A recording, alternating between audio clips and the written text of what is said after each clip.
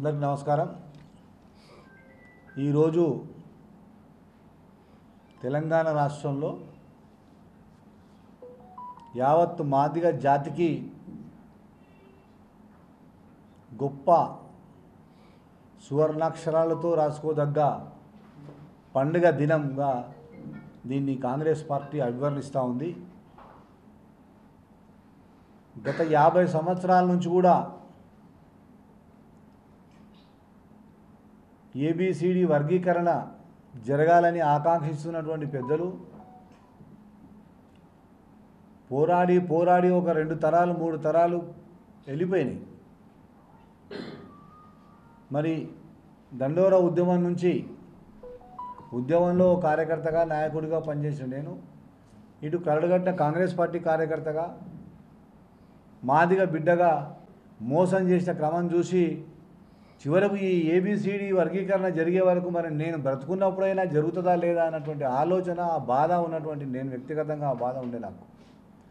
కానీ ఇవాళ మన ప్రియతమ నాయకుడు గౌరవ ముఖ్యమంత్రి రేవంత్ రెడ్డి గారి నాయకత్వంలో వారు మొదటి నుంచి కూడా ఈ దళితులలో సమానత్వం కొరకు ఈ ఏబిసిడీల కొరకు వారు కమిట్మెంట్తో ఉన్నటువంటి వ్యక్తిగా ఇవాళ అధికారంలోకి వచ్చిన తర్వాత వారిచ్చిన మాట ప్రకారం అసలు ప్రత్యేకమైన చొరవ తీసుకొని వారు మరియు ఉప ముఖ్యమంత్రి గారు బట్టి విక్రమార్క గారు మరియు దామోదర రాజనరసింహ గారు ముగ్గురు కూడా మరి కూలంకషంగా దీన్ని ఎట్లా సాధించగలమని ఆలోచన చేసి వారి కుశాగ్ర బుద్ధితో ఒక సీనియర్ న్యాయవాదిని ఈ రాష్ట్రం తరఫుకెళ్ళి ప్రభుత్వం తరఫుకెళ్ళి మరి సుప్రీంకోర్టులో నియమించి అక్కడ వాదనలు వినిపించి ఆ వాదనలో ఆ కేసు నడిచినన్ని రోజులు పెద్దలు దామోదర రాజనరసింహ గారు స్వయంగా వారు సుప్రీంకోర్టుకు వెళ్ళడం జరిగింది। ఒకరోజు న్యాయవాదిని నియమించే క్రమంలో వారితో పాటు నేను కూడా ఢిల్లీలో ఉండడం జరిగింది।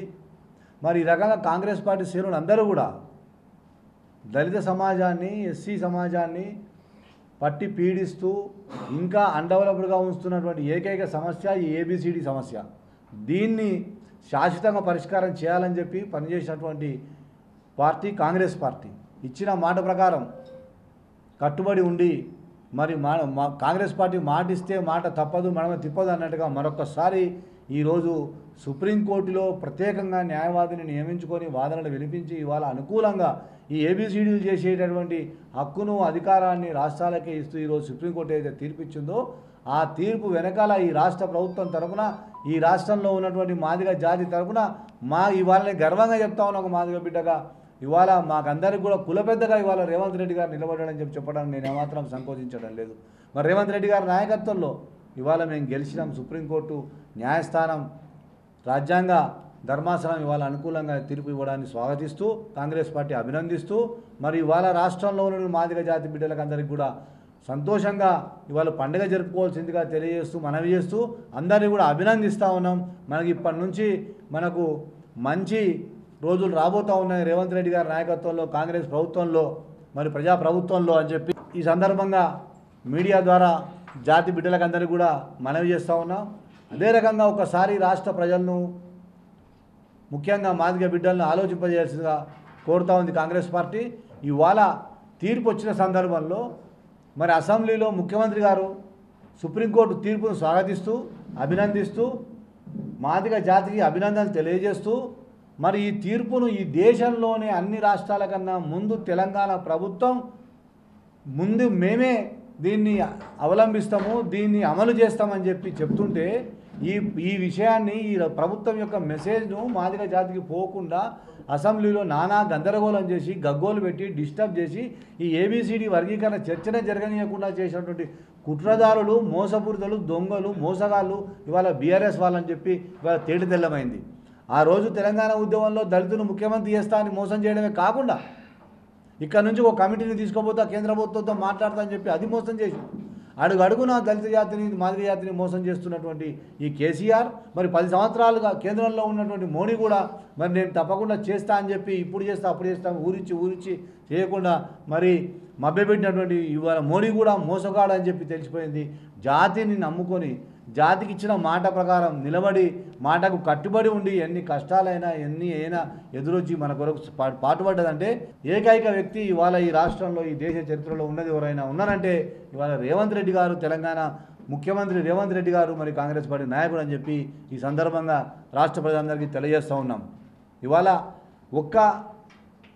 ఈ సంతోషించే విషయమే కాకుండా మేము కూడా ఊహించలేదు ముఖ్యమంత్రి గారు ఇంత మరి 100% మాకు అనుకూలంగా ఉంటాడు అనుకుంటే మరి 1000% స్పందిస్తూ ఇప్పుడు ఆన్గోయింగ్ ఏవైతే రిక్రూట్మెంట్స్ ఉన్నాయో, ఆన్గోయింగ్ ఏవైతే నోటిఫికేషన్స్ ఉన్నాయో వాటిల్లో కూడా ఏబిసిడీలో నేను వర్తింపజేస్తానని చెప్పడం చాలా గొప్ప విషయం.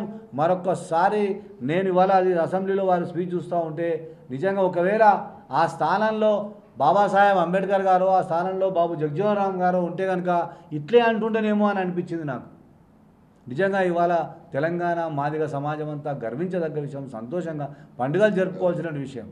కాంగ్రెస్ పార్టీ ఏదైనా జాతికి ఒక మాట ఇస్తే ఆ మాట కట్టుబడి ఉంటుంది, ఆ మాట నిలబెట్టుకుంటుంది. ఎందుకు అధికారం లేనకున్నా కూడా 10 సంవత్సరాల పోరాటంలో మన జిల్లా ముద్దుబిడ్డ సోదరుడు సంపత్ కుమార్ గారు శాసనసభ్యుడిగా ఉన్నప్పుడు ఇదే రేవంత్ రెడ్డి గారు, సంపత్ కుమార్ గారు ఇదే ఏబీసీల కొరకు కొట్లాడితే అసెంబ్లీ నుంచి వాళ్ళని బహిష్కరించినటువంటి సంఘటన ఈ సందర్భంగా జ్ఞాపకం చేస్తూ ఉన్నాం. అంటే కాంగ్రెస్ పార్టీ ఆ రోజు నుంచి ఈ రోజు వరకు కూడా ఏబీసీడీలో కట్టుబడి ఉందని చెప్పి వాళ్ళ మాదిగ జాతి అర్థం చేసుకోవాల్సిందిగా విజ్ఞప్తి చేస్తూ ఉన్నాం. మిగతా రాజకీయ పార్టీలు, మిగతా నాయకులందరూ కూడా ఆ సమయానికి ఏదో మభ్యపెట్టారు. మొన్నటి పార్లమెంట్ ఎన్నికల్లో బీజేపీ చేసినటువంటి గేమ్ మనకందరికీ తెలుసు.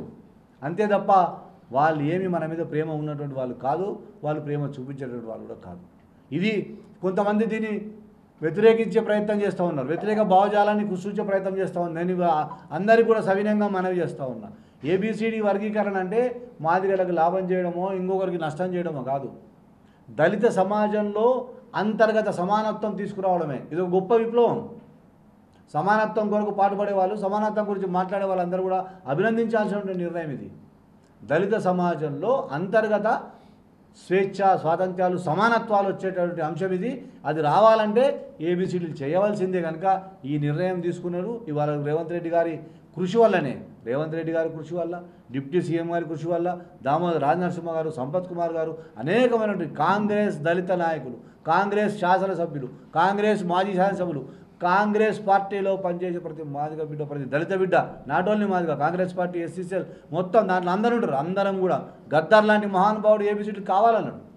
వారు సామాజికంగా వారు మానవ సామాజిక వర్గానికి చెందినటువంటి వాళ్ళు అయినా కూడా లేదు ఇది కావాలి, ఏబిసిడీలు అయితేనే మాదిగలు బాగుపడతారు, దళితుల్లో అంతర్గత సమానత్వం వస్తుందని చెప్పి గొప్ప గొప్ప మేధావులందరూ కూడా దీన్ని యాక్సెప్ట్ చేసినటువంటి సమస్యను ఈ సందర్భంగా రాష్ట్ర కాంగ్రెస్ పార్టీ ప్రధాన కార్యదర్శిగా నేను ముఖ్యమంత్రి గారికి మాదిగ జాతి తరఫున కృతజ్ఞతలు తెలియజేస్తూ ఉన్నాను. అలాగే మాదిగ జాతి అందరికీ కూడా అభినందనలు తెలియజేస్తూ ఉన్నాను.